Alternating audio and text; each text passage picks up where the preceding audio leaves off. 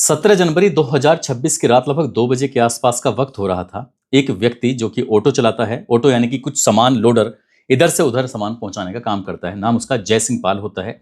रात 2 बजे ही उसने पुलिस कंट्रोल रूम 112 नंबर को फ़ोन लगाया।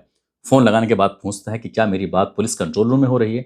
उधर से कहा जाता है कि हाँ, आपकी बात पुलिस कंट्रोल रूम लखनऊ से बात कर रहे हैं। हम आपकी किस तरह से सेवा कर सकते हैं, मदद कर सकते हैं? वो आदमी कहता है कि साहब, मुझे सामान उठवा कर यहाँ से दूसरी जगह ले जाने के लिए बुलाया गया था। 400 रुपये मेरा किराया तय हुआ है। मैंने जो सामान देखा, नीले रंग का एक ड्रम है, एक लोहे का बक्सा है, अजीब तरह की दुर्गंध आ रही है, बदबू आ रही है। मैं इनसे पूछता हूँ तो बताने को तैयार नहीं है। दूसरी जगह जब सामान पहुंच जाता है, वहां जाकर देखते हैं तो अजीब सा पानी सा निकलने लगता है। मैं पूछ रहा हूं तो ये बताने की कोशिश ही नहीं कर रहे हैं।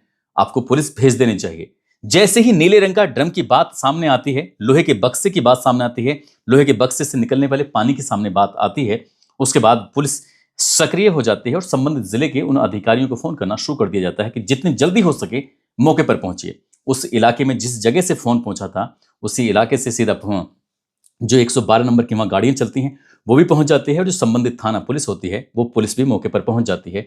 ड्राइवर से पूछा जाता है कि क्या बात है? उसने कहा, साहब, ये रहा बक्सा, इसके अंदर से दुर्गंध आ रही थी, अब देख लीजिए। अब वहां पर एक महिला है और साथ में उसका एक बेटा भी है। महिला से और उस बेटे से पूछा जाता है कि इस बक्से की चाबी कहाँ है, जिससे कि हम ताला खोल सकें। जैसी बात चाबी खोल क्या आती है, तो उन्होंने कहा कि हमारे पास इसकी चाबी नहीं है। फिर पूछा जाता है कि चाबी है कहाँ, उसको लाइए। उनका जी चाबी हमारे पास है नहीं, और जिसके पास चाबी है वो मौके पर नहीं है। आखिरकार पुलिस ने ताला तोड़ा। ताला तोड़ने के बाद जब देखते क्या है कि उसके अंदर कुछ कोयले हैं, साथ ही मांस के लोथड़े थे। अब मांस के लोथड़ों के बारे में जब पूछा जाता है तो फिर माँ और बेटे दोनों कहने लगते हैं कि एक महिला थी, उसकी हत्या की गई, हत्या करने के बाद उसके लाश के टुकड़े किए गए और टुकड़ों को कई दिनों तक जलाने की कोशिश की गई थी। बस इतना था। इतना सुनने के बाद पुलिस के भी पैरों तले जमीन खिसक जाती है। साथ ही उस नीले ड्रम की वजह से मेरठ की वो कहानी भी चर्चाओं का विषय बन जाती है, जब एक महिला ने अपने प्रेमी के साथ मिलकर पति की हत्या कर दी थी। ये क्या है कहानी जिसने पूरे प्रदेश भर में हड़कंप मचा दिया है? नया साल अभी ठीक से शुरू भी नहीं हुआ है कि यहां पर एक कहानी और चर्चाओं का विषय बन जाती है। आदाब, नमस्कार, सत श्री अकाल। मैं उस्मान सैफी। आज की जो सच्ची घटना मैं आपको सुनाने जा रहा हूं, ये सच्ची घटना है उत्तर प्रदेश के झांसी के सीपरी बाजार थाना क्षेत्र की। यहाँ का एक इलाका है नंदपुरा, और नंदपुरा का रहने वाला 64 साल का एक व्यक्ति, जिसका नाम राम सिंह परिहार उर्फ ब्रजभान होता है, जो कि रेलवे से रिटायर्ड कर्मचारी होता है। 64 साल के उस व्यक्ति ने अपने बहुत खास परिचित को फोन लगाया। फोन लगाने के बाद पूछा कि क्या पुलिस आई थी, या पुलिस है क्या पुलिस चली गई? उसने इस तरह से कई सारे सवाल पूछे थे। सामने वाले व्यक्ति ने कहा, अभी तक तो यहाँ कोई पुलिस दिखाई नहीं दे रही है, बात क्या है? नहीं, कुछ नहीं, बस इतना ही पूछना था। बस उसने अभी कुछ देर पहले ही फोन को ऑन किया था और इतना पूछने के बाद फोन को स्विच ऑफ कर देता है और आराम से घर में बैठ जाता है। अभी बैठे हुए उसे मुश्किल से 5 मिनट का समय ही हुआ था कि दरवाजे पर किसी ने आके दस्तक दी। जैसे दरवाजे पर दस्तक दी जाती है, दरवाजा खटखटाया जाता है। वो व्यक्ति एकदम दरवाजे के पास जब पहुंचता है तो सामने पुलिस खड़ी हुई थी वर्दी में। जब ये बात देखी जाती है तो वो व्यक्ति एकदम सोचने पर मजबूर हो जाता है, और ये तारीख थी 18 जनवरी 2026। और जैसे ही वो व्यक्ति पुलिस उसको पकड़ती है, क्योंकि अब पुलिस से भागने की कोशिश भी करता भी तो शायद उसे पुलिस भागने नहीं देती। उसे गाड़ी में बिठाया जाता है। गाड़ी में बिठाने के बाद उससे रास्ते में पूछने लगते हैं कि पूरी कहानी क्या है। उसने कहा, सर, कहानी तो मैं बाद में बताऊंगा, पहले ये बताओ, जब इस बात का किसी को पता ही नहीं था कि मैं यहां छुपा हुआ हूं, तो आपको कैसे पता चला कि मैं यहां पर हूं? पुलिस वाले एक दूसरे को देख के हंसने लगते हैं। हंसते हुए कहते हैं कि तुम्हें पता नहीं है, अब जो टेक्नोलॉजी है, तकनीकी है, बहुत आगे जा चुकी है। जो उसे बताया गया कि जो तुमने फोन को स्विच ऑन किया था, ऑन करने के बाद किसी को फोन किया था, तुम्हारा नंबर सर्विलांस पे लगा हुआ था। उसके बाद तुम्हारे फोटो की मदद से हम लोग ढूंढते हुए, आसपास के लोगों से मदद मांगते हुए तुम्हारे घर में पहुंच जाते हैं। लेकिन पुलिस ने बहुत कम वक्त लिया। यही पुलिस की इसमें सबसे ज्यादा खूबसूरत बात रही थी। पूरी कहानी क्या है? जब पूरी कहानी के बारे में बात आती है तो उसने कहा, साहब, मेरा नाम राम सिंह परिहार है उर्फ ब्रजभान, जो कि रेलवे विभाग में वो चतुर्थ श्रेणी कर्मचारी के पद से अब रिटायर हो चुका है। अब जिंदगी में आराम कर रहा था, लेकिन कभी वो जब जवान था तब उसकी शादी होती है।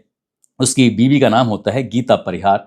गीता परिहार से शादी होती है। जिंदगी बहुत अच्छे चल रही थी। पहले एक बेटा पैदा होता है जिसका नाम शैलेंद्र होता है, और शैलेंद्र के बाद फिर एक बेटी होती है, फिर उसके बाद एक और बेटी हो जाती है। 3 बच्चे हो जाते हैं, एक बेटा, 2 बेटियां। सब कुछ ठीक ठाक चल रहा था, लेकिन गीता परिहार बस जब देखो घर में चक्कर पकड़ इस तरह से करती रहती थी। आए दिन रोज झगड़े होते थे। अब घर में मन कम लगता था, सीधा घर से बाहर ही मन लगता था। कुछ दिन अपनी जिंदगी को चलाने की कोशिश की, लेकिन बात नहीं बन पा रही थी।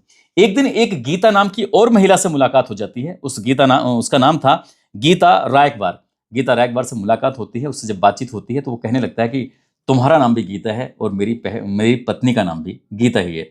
ये बात सुनने के बाद दोनों खुश हो जाते हैं। उसने कहा कि तुम्हारी पत्नी का नाम गीता है, तो क्या तुम अपनी पत्नी से प्यार नहीं करते? उसने कहा क्या प्यार करूं, मेरी पत्नी है कि घर में बहुत ज़्यादा लड़ाई झगड़े करती रहती है। गीता रायकबार कहती है कि मेरे घर में जो मेरा पति है, जिसका नाम उदल रायकबार है, जो कि नरछा उरई का रहने वाला है, वो मुझसे रोज झगड़े करता है, रोज फसाद करता है। मेरा तो कभी कभी मन करता है कि मैं उसे बिल्कुल पूरी तरह से छोड़ ही दूं। उसको एक बेटा होता है जिसका नाम मनीष है, गीता रायकबार का। और फिर इसके बाद उस दोनों की बातचीत का सिलसिला शुरू हो जाता है। कब बातचीत का सिलसिला प्यार मोहब्बत में बदल जाता है पता ही नहीं चलता। वो अपनी पत्नी को छोड़ के आया था, इधर गीता रायकबार ने अपने पति उदल रायकबार को छोड़ दिया। अब ये दोनों पति पत्नी की तरह रहने लगते हैं, एक दूसरे से शादी कर लेते हैं। प्यार मोहब्बत का खेल अब ये शुरू हो जाता है। उसके बाद फिर एक बेटा पैदा होता है, उस बेटे का नाम रखा जाता है नितिन परिहार। नितिन परिहार के साथ जिंदगी बढ़िया चल रही थी, सब कुछ ठीक चल रहा था और साल दर साल ऐसे ही गुजरने लगते हैं। करीब अब से 10 साल पुरानी ये बात है, अगर अब से 10 साल यानी कि 2015 या 16 के आसपास की बात रही होगी। उस वक्त ये चतुर्श्रेणी कर्मचारी था ही। एक बड़े अधिकारी की, जो रेलवे में अधिकारी होता है, उसके बंगले पर इस व्यक्ति की, राम सिंह की ड्यूटी हुआ करती थी। वहां पर अपना देखभाल किया करता था, सब कुछ किया करता था। इसी घर में प्रीति सिंह नाम की एक महिला आया करती थी, जो इसकी उम्र से लगभग 27 साल छोटी होती है। वो यहाँ आती थी, साफ सफाई किया करती थी, खाना बनाया करती थी। कब ये राम सिंह उसे देखकर एकदम से लट्टू हो जाता है, ये पता ही नहीं चलता। 27 साल छोटी होने के बावजूद भी, उसको अपनी 2 बेटियां होने के बावजूद भी, उसको पहली पत्नी से एक बेटा होने के बावजूद भी, दूसरी पत्नी से उसको एक पहले पति का बेटा और एक खुद का उसका बेटा, इतने सारे बच्चे होने के बावजूद भी 27 साल छोटी महिला से, प्रीति सिंह से इसको लगाव हो जाता है और दोनों एक दूसरे के साथ प्यार मोहब्बत की पीके बढ़ाने लगते हैं। जबकि वो खुद शादीशुदा होती है प्रीति सिंह, उसके पति का नाम राजकुमार होता है। उसका राजकुमार में मन कम लगता था, अब यहाँ रेलवे का चतुर्श्रेणी कर्मचारी है, उसमें मन लगने लगता है। अब ये दोनों धीरे धीरे करके और नजदीक आने लगते हैं। वक्त आगे बढ़ रहा था और धीरे धीरे करके जब वक्त आगे बढ़ता है, साल 2021 के आसपास की बात है, रेलवे का एक कर्मचारी अपनी ड्यूटी से रिटायर हो जाता है। और जैसे ही रिटायर होता है, रिटायर होने के बाद आखिरकार इसको जो कुछ पैसे मिल रहे थे, क्योंकि जब प्रीति सिंह इसकी जिंदगी में आई तो प्रीति सिंह पर खूब पैसे खर्च करने लगता है। लेकिन रिटायर होने के बाद इसने अपनी पहली पत्नी को, इसने अपनी दूसरी पत्नी को कुछ नहीं दिया, लेकिन 20 लाख रुपए के आसपास प्रीति सिंह पर इसने लुटा दिए, उड़ा दिए। उसका वो बहुत ज्यादा ख्याल रखता था। पहली पत्नी से भी मिलना बंद कर दिया, दूसरी पत्नी से भी मिलना बंद कर दिया। अब मिलता था तो प्रीति सिंह से मिला करता था। रिटायर होने के बाद प्रीति सिंह की डिमांडें लगातार बढ़ती चली जाती हैं। अब प्रीति सिंह ने कहा कि मुझे कुछ ज्वेलरी बनवानी है। ज्वेलरी बनवाने में उसने लगभग 2.5 लाख रुपए के आसपास खर्च कर दिए। और वक्त आगे बढ़ता है तो उसने कहा मुझे अभी 2 लाख रुपए की जरूरत है, मुझे 2 लाख रुपए चाहिए। उसने कहा इतने सारे पैसे मैं तुम पर खर्च कर चुका हूं, महीने के महीने जितनी भी पेंशन आती है वो सब तुम पर खर्च कर रहा हूं, उसके बाद मैं कहां से 2 लाख रुपए ला के दूं? उसने कहा पैसे तो तुम्हें देने ही पड़ेंगे, अगर तुम पैसे नहीं दोगे तो देख लेना किस दिन पुलिस में पहुंच जाऊंगे और जाकर बता दूंगी कि मुझसे 27 साल बड़े व्यक्ति ने शारीरिक संबंध बनाए हैं, मेरे साथ इसने गलत गंदा काम किया है। ये बात सुनने के बाद वो व्यक्ति डर जाया करता था और वो कहती थी कि तुम्हारी 2 पत्नियां हैं, उसके बावजूद भी तुम मुझसे इस तरह से काम करते हो। जब इस तरह की बात थी, उसने अपनी दूसरी पत्नी से कहा कि प्रीति सिंह मुझे रोज परेशान करती है, मैं समझ नहीं पाता कि आखिरकार मैं करूं तो क्या करूं। प्रीति सिंह के बारे में जब उसने अपनी दूसरी पत्नी से बताया तो उसकी दूसरी पत्नी इसलिए इस बात को सुनकर खुश हो जाती है। उसने कहा कि ये तो अच्छी बात है, जो रास्ते का एक कांटा था वो पूरी तरह से निकल रहा है। उसने और वो चिढ़ती थी क्योंकि जैसे ही प्रीति सिंह की जिंदगी में वो प्रीति सिंह को अपनी जिंदगी में लेके आता है तो दूसरी पत्नी की जो इज्जत थी वो भी कहीं ना कहीं खत्म होते चली जा रही थी। वो चाहती थी कि इसको रास्ते से हटा देते हैं और यहीं से प्लान होता है उसके मर्डर का। जब उसने कहा कि तुम चाहो तो उसे रास्ते से हटा सकते हो, इसके लिए जो भी मेरी मदद चाहिए मैं बिल्कुल पूरी मदद करने के लिए तैयार हूं। आखिरकार ये जो मौका पाता है और मौका पाने के बाद जनवरी 2025 के शुरुआती महीने की जनवरी 2026 के शुरुआती दिनों की बात है, तो उसने जाकर एक सीपरी बाजार थाना क्षेत्र के ITI एक जगह है, वहां पर एक ब्रह्मनगर है। ब्रह्मनगर में अभी आबादी वहां पूरी तरह से है नहीं, दूर दूर मकान है। वहां पर एक खाली पड़ा हुआ मकान था। उस मकान मालिक के पास जाता है, जाकर कहता है कि साहब मुझे किराए पे घर चाहिए। ये अभी जनवरी प्रथम सप्ताह 2026 की बात है। उसे घर मिल जाता है और मिलने के बाद वो उसमें अपना सामान रख देता है। अब प्रीति सिंह से कहता है कि प्रीति सिंह अगर तुम्हें कुछ पैसे चाहिए, तुम्हें कुछ मदद चाहिए तो मैं यहाँ रहता हूँ। वैसे भी ये दोनों एक दूसरे के साथ लिव इन में रह रहे थे, लेकिन इसी बीच में जो नया ठिकाना, नई जगह बनाई तो वो वहाँ पहुँच जाती है। जब यहाँ जाती है, तारीख थी 8 जनवरी 2026। वहाँ जाने के बाद ये लगभग शाम के आसपास का समय हो रहा था। इसी बीच में पहले तो वो शराब पीता है, वो आराम से बैठी हुई घर में कुछ काम कर रही थी और मौका पाता है, कुल्हाड़ी लेके आता है। और जैसे कुल्हाड़ी लाता है तो उसने उसकी पीठ पीछे, यानी कि वो सर के उसके पीठ की तरफ था और वहीं से पूरी ताकत के साथ उसके सर में एक कुल्हाड़ी मार देता है। और जैसे एक कुल्हाड़ी लगती है तो सर में लगने के बाद प्रीति जमीन पर गिर जाती है और उसको बहुत सारा ब्लड बहने लगता है। आखिरकार कुछ ही देर के बाद उसने अपना दम तोड़ दिया, क्योंकि सर में जो चोट लगी थी वो बहुत गंभीर चोट लगी थी। आखिरकार उसकी लाश को खींचकर वो कमरे की तरफ लाता है। कमरे की तरफ लाने के बाद जहां पर वो हत्या की गई थी वहां बहुत सारा ब्लड बह चुका था। उसने उस ब्लड को पूरी तरह से साफ कर दिया। साफ करने के बाद अब घर में बैठ गया। अब वो सोचने लगा कि आखिरकार मैं करूं तो करूं क्या, इस लाश को कहाँ ठिकाने लगाऊं। तभी वो मौका पाता है। मौका पाने के बाद सीधा बाजार जाता है। बाजार जाने के बाद एक नीले रंग का ड्रम लेके आता है और नीले रंग का ड्रम लाने के बाद घर में रख देता है। घर में रखने के बाद आखिरकार उसने उस महिला को जब ड्रम के अंदर फिट करने की कोशिश की तो पता चलता है कि वो महिला का साइज थोड़ा बड़ा था और ड्रम का साइज छोटा रह जाता है, यानी कि वो उसके अंदर फिट ही नहीं हो पा रही थी। अब वो सोचने पर मजबूर हो जाता है कि आखिरकार मैं करूं तो क्या करूं। 2 दिन तक वो लाश घर के अंदर ऐसे ही रखी रहती है। हालांकि सर्दी का समय है, लेकिन इतनी जल्दी लाश खराब नहीं हो सकती। लेकिन उसको ठिकाने कैसे लगाए। तुरंत ही, यानी कि ये 2 दिन के बाद 10 जनवरी 2026 को वो मुक्तिधाम जाता है और अपने नाम से एक 1.5 कुंटल लकड़ी खरीदने की रसीद कटवाता है और 1.5 कुंटल लकड़ी लेकर सीधा उसी घर पे पहुंच जाता है जो सीपरी बाजार थाना क्षेत्र के ब्रह्मनगर इलाके में रहता है। वहां आने के बाद उस लकड़ी को लाता है, लेकिन अब उसको आगे क्या प्रोसेस करे, तभी वो अपने बेटे से फोन करता है, जो दूसरी बहू का या दूसरी पत्नी का जो उसका बेटा है जिसका नाम नितिन परिहार है। उससे कहता है, बेटा मुझे एक बड़े संदूक की, एक बड़े बक्से की जरूरत है, क्या तुम ला सकते हो। वो बेटा प्राइवेट कंपनी में नौकरी करता है। उसने कहा, पिताजी कोई दिक्कत नहीं है, मैं आपको ला कर दे दूंगा। आखिरकार वो उसे बड़ा बक्सा लेके आता है, लेकिन उसने उसको घर के अंदर प्रवेश ही नहीं करने दिया। उसने कहा, ठीक है तुम जाओ। इसे रखवाता है, उसे बाहर से बाहर भेज देता है। अब उसने उस बक्से को घर के अंदर लेके जाता है, अकेला ही खींचता हुआ, और ले जाने के बाद फिर कुल्हाड़ी का दोबारा से इस्तेमाल करता है। उस लाश के टुकड़े करता है, ठीक ठाक टुकड़े करने के बाद अब उसके अंदर, बक्से के अंदर रख देता है। बक्से में रखने में उसे कोई दिक्कत भी नहीं हो रही थी, टुकड़े छोटे हो चुके थे। वो जो लकड़ियां लेके आया था, उन लकड़ियों का इस्तेमाल रात में लगभग 1:30 बजे 2 बजे के आसपास किया करता था, जब पूरा इलाका ठंड की वजह से सो रहा होता था, अपने कमरों में छुपा होता था, जो लिहाफ गद्दों में होते थे। इस बीच में वो आग लगाया करता था और धीरे उसने उस लाश को कपड़े में लपेटा। कपड़े में लपेटने के बाद जो टुकड़े थे, और साथ ही उसने जो कुछ ऐसे ही लपेटने के बाद और धीरे धीरे करके उन्हें जलाना शुरू कर देता है। इसने 11 तारीख से ये सिस्टम शुरू किया जलाने का। 11, 12, 13, 14, 15, 16 तक उसने उस लाश को लगभग जला ही चुका था, खत्म कर चुका था। लेकिन अब लकड़ियां, यानी कि उसके पास जो चीजें थी, खत्म हो रही थी। हालांकि इस बीच में थोड़ी दुर्गंध जब आने लगती है तो आसपास के लोग पूछ रहे थे कि आपके घर की तरफ से दुर्गंध आती है। तब उसने कहा कि भाई साहब, दुर्गंध इसलिए आ रही है कि मैं जब रात जो तापता हूँ, अलाव जलाता हूँ, तो उसमें कुछ कूड़ा जल गया था, उसकी वजह से आपको ऐसा लगा होगा। वैसे ऐसा कुछ नहीं है कि यहाँ दुर्गंध वगैरह है। उसने ये झुटलाने की कोशिश की। तभी उसने अपनी दूसरी पत्नी को फोन किया। उसने कहा कि मुझे तुम्हारी मदद चाहिए। वो अपने बेटे से कहती है कि हाँ, तेरे पिताजी तुझे बुला रहे हैं, तुझे जाना चाहिए। और ये तारीख थी 17 जनवरी 2026। आखिरकार वो लड़का एक ऑटो वाले से बात करता है, जो लोडर होता है ऑटो, लेकिन उसने पीछे हिस्से को ऐसा बनाया हुआ कि उसमें सामान रखो और सामान इधर से उधर पहुंचा सको। तो जय सिंह पाल होता है, उससे विवाह के कहता है कि हमें भाई साहब आपकी मदद की जरूरत है, हमें कुछ सामान मंगाना है और सामान आपके या इधर सैयर गेट के पास से चीलू वाली गली है, वहां पर लेके आना है, आप हमारी मदद कर दीजिए। उसने कहा, भाई साहब आपको पता है रात के लगभग 12, साढ़े 12 बजे के आसपास का वक्त हो रहा है, इतनी रात में कैसे। तो नितिन ने उसे जय सिंह पाल के सामने हाथ जोड़ते हुए, रिक्वेस्ट करते हुए उसने कहा, बस हमें आपकी मदद की जरूरत है, पिताजी का थोड़ा सा सामान है, बूढ़े हैं, वो परेशान हो जाएंगे, रात कैसे कटेगी। इस तरह से कुछ बहाना लिया और उस जय सिंह पाल के पास उसे जब कहता है तो वो अपना लोडर लेके वहां पहुंच जाता है।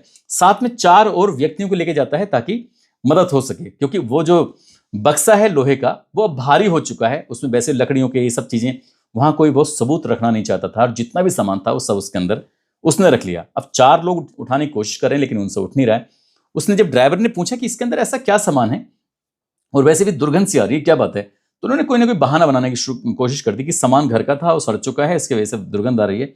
कोई बात नहीं, राम सिंह बिल्कुल साथ में है, सारा सामान रख लिया। यहां से सीधा सैयर गेट के पास जो चीलू वाली गली है उसकी तरफ वो जब जा रहे थे, जाते जाते वो राम सिंह डरा हुआ था, घबराया हुआ था। उसे पता था कि कहीं ऐसा ना हो ड्राइवर को शक हो चुका है। और जैसे ही ड्राइवर की कुछ नीयत बदली हुई थी, कुछ गुस्से से में था, तभी राम सिंह वहां से किनारा कट जाता है, चुपचाप निकल जाता है। ये गली में पहुंचे थे। इससे पहले गली में जाते उसने रास्ते में चलते चलते पुलिस कंट्रोल रूम को फोन करके पूरी कहानी बताई कि सर यहाँ पर मुझे कुछ डाउट लग रहा है, आपको आना चाहिए। नजदीकी पुलिस स्टेशन, 112 नंबर की टीम, ये सभी जब मौके पर पहुंच जाती है। मौके पर आने के बाद जब उस बक्से को खुलवाया जाता है तो उसके अंदर कोयले निकले थे, उसके अंदर लाश के टुकड़े निकले थे जो एकदम सड़ी गली हालत में थे, बहुत बुरी हालत में थे। उन्हें देखकर लग रहा था कि इन्हें जलाया गया। अब उसके बारे में पूछा जाता है तो ये प्रीति सिंह की लाश थी। आखिरकार माँ और बेटा वो साथ में ही होते हैं लोडर में, वो तो पुलिस ने हाथों हाथ पकड़ लेती है। गीता रायकबार और उसका बेटा नितिन परिहार उसको पकड़ लेती है। पकड़ने के बाद अब इस राम सिंह को तलाश करने की कोशिश की जा रही थी। तो राम सिंह की पहली पत्नी के पास पहुंचते हैं, वहां नहीं मिलते। उसके बेटे के पास पहुंचते हैं, वहां नहीं मिलते। बेटे की जो शादी हो चुकी है वहां जाते हैं उसके ससुराल में, तो वहां भी नहीं मिलता है। उसकी 2 बेटियां हैं, दोनों बेटियों की ससुराल में जाती है पुलिस, वहां भी नहीं मिलता है। अब जहां भी उसके रिश्तेदार, आसपास के लोग हैं, हर जगह संपर्क साधने की कोशिश की जा रही थी, लेकिन वो कहीं भी हाथ नहीं लगता है। आखिरकार इसी बीच में उसका फोन ऑन हो जाता है, और जैसे फोन ऑन होता है तो उसने अपनी पहली पत्नी के बहुत ही खास परिचित थे, उनसे फोन करके पूछा क्या यहाँ पर पुलिस आई थी। और जैसे ये बात पूछता है उसके बाद वो कहते हैं कि यहाँ तो पुलिस नहीं आई। वो फोन स्विच ऑफ करके आराम से बैठ जाता है। जिस टावर से उसके लोकेशन जो नेटवर्क आए थे उस टावर पर पुलिस ने ये संपर्क किया, और उसके आसपास के जितने भी इलाके में लोग रह रहे थे पुलिस ने एक भारी टीम के साथ वहां जाती है। उसका फोटो दिखाया जाता है कि राम सिंह को जानते हो पहचानते हो, हाँ ये तो इस घर में रह रहा है, इस घर में मिल जाएगा। वो जहां छुपा हुआ था पुलिस जाती है, उसे गिरफ्तार करती है, और गिरफ्तार करने के बाद पूरी कहानी लोगों के सामने आ जाती है कि आखिरकार उसकी पहली पत्नी, दूसरी पत्नी, तीसरी से वो लिव इन में रह रहा था। और उसके बारे में जब और पता करने की कोशिश की तो उसके चरित्र के बारे में पता चलता है कि वो किसी भी महिला के प्रति उसका व्यवहार अच्छा नहीं रहता था।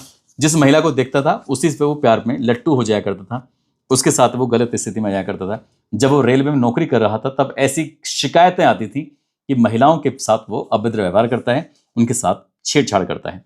दोस्तों, इस पूरे घटनाक्रम को सुनाने का उद्देश्य किसी को परेशान करना नहीं है, किसी का दिल दुखाना नहीं है, बल्कि आपको जागरूक करना है, आपको सचेत करना है। उसने सोचा होगा कि ये कत्ल करेगा और किसी को कभी भी पता नहीं चल पाएगा, लेकिन वो भागने की कोशिश कर रहा था। उसके हाथ इतने सन चुके थे पूरे उसमें कत्ल में कि वहां पर पुलिस को बहुत सारे मौके पर सबूत मिले।